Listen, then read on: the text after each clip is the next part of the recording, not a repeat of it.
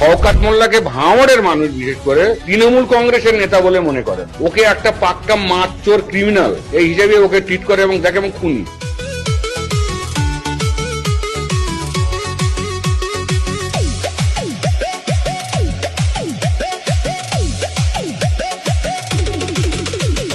তুই তো বোম মারিস আর বোম বাঁধিস, তোলাবাজির টাকা নিয়ে মধুর হাঁড়ি চেটে ভোটে হেরে ধর্ণা দেবে কালীঘাটের গেটে।